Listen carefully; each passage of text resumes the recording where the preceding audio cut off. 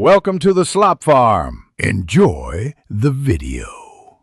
In this video, I will explain how to make copper golem in Minecraft Bedrock, full guide. Place 2 copper blocks vertically, add a carved pumpkin head, position a lightning rod nearby, and trigger a lightning strike to animate the golem. Be ready to protect it from fire and water. I'll walk you through block choices, spawning mechanics, and simple maintenance so your copper golem lasts today.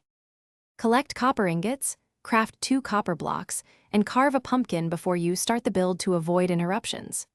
Choose a flat, protected spot, and set a lightning rod within a few blocks to channel strikes toward your structure.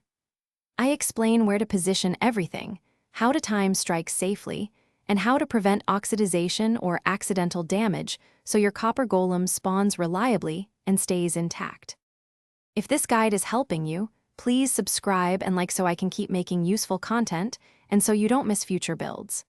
Quick recommendation: check out the book titled The Simple Path to Wealth for a fun brain boost about planning and patience that pairs nicely with long Minecraft projects.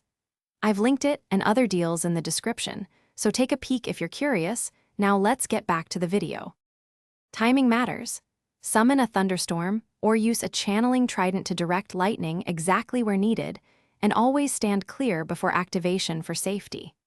I'll show you how to test spawn setups in a controlled world, check for collision or space issues, and make smart placement choices so the golem won't fall into hazards. Follow these tips and you'll consistently create functional copper golems for your builds. Thanks for watching. Consider subscribing if we helped you today.